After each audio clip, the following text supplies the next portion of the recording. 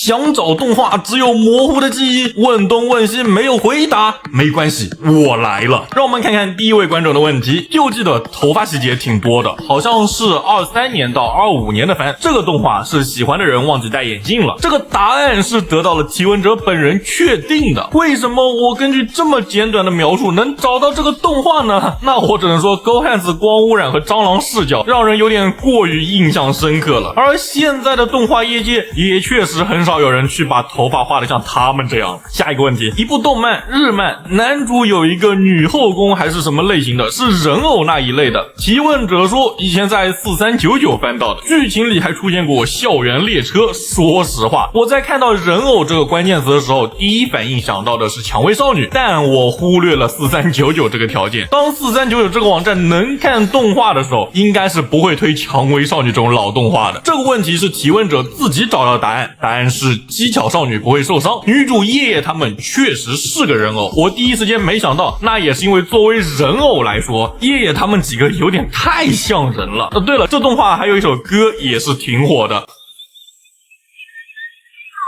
下一个，找一个日本动漫，动漫里有人脸的鱼，还有吃了人鱼的肉可以长生，只记得这些了。这个答案是人鱼之森。说实话，我没看过人鱼之森这个动画。日本动漫这个范围里虽然有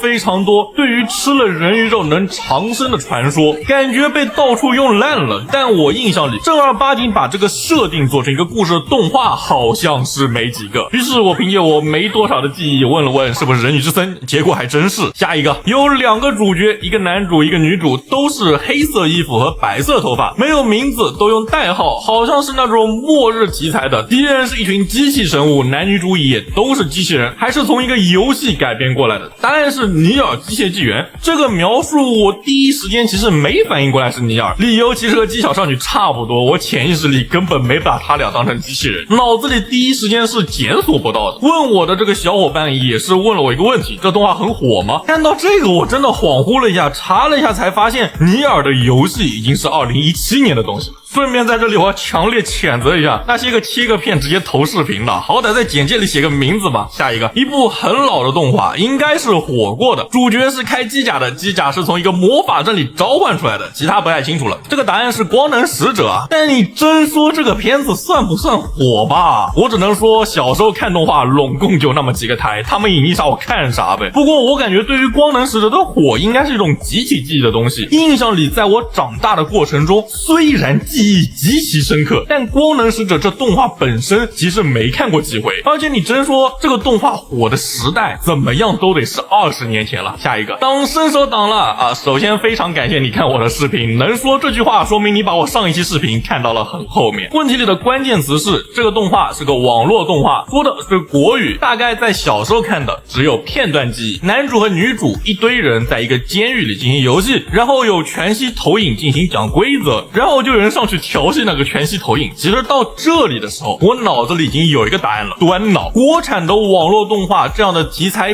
并不多，而且要符合小时候看的这个概念，在2026年这个时间点，小时候看的网络动画那只能是14-15年那个刚兴起的时代。这样的话好像就只有端脑了。这个动画讲的是一个外星文明拉着人类玩各种游戏的动画，然后男主慢慢发现了幕后的真相的故事，挺有意思，可惜出的太早了，画面上还是有以前网络动画那种诡异的模糊质感。下一个，这个问题是一个完整的剧情描述，而且有一个大概的年份，想找一个16年左右，男主是游戏世界里的一个角色，在误打误撞拿到玩家爆的装备，一把红色的镰刀和玩家的眼镜后，遇到现实千金小姐女主，一起发展感情，打怪升级，最后发现世界真相游戏是自己父亲做的，当初测试的时候给母亲自己和妹妹弄成植物人了，只能保存在游戏里，最后妹妹成了游戏核心，濒临再次失控，被主角用亲情唤醒，最后主角好像醒来了，和女主站在一起的结局。这个描述的动画是一个叫超游世界的国产动画。这个问题就不是我的脑子里的知识储备了，国漫我看的非常少，是我直接把这个描述扔给了 AI 找到的。对比一下第一集剧情，我把这个答案给提问私信确认后，确实就是个动画。所以说嘛，在找动画这件事情上，先问问 AI 确实很有说法。而且像这种有大概年份的描述，也是寻找考的时候的一个有力的线索。如果大篇幅的描述问 AI 答案不正确的话，可以减少描述内容，只找有相对应答案的动画就可以了。非常感谢大家踊跃的私信和评论，成功的让我挤进了这条赛道。截至本周一，我总共收录了412个问题，总共有103个问题被解决，其中90%跟我没什么关系，都是评论区互助找到的。所以你有什么问题留在评论区将会是一个不错的选择。其实上个视频让我有了很多有意思的发现，比如400多个问题里其实没什么重复的答案，唯独旋风管家出现了3次，一个是描述梗概，一个是发的角色图片，一个是出题让人猜的。再比如大家确实不是很想自己去找啊，哪怕是问问 AI。 而更多的是原来大伙去问别的视频作者的时候，他们是不会回私信的。我印象里看到过好多次私信我的人说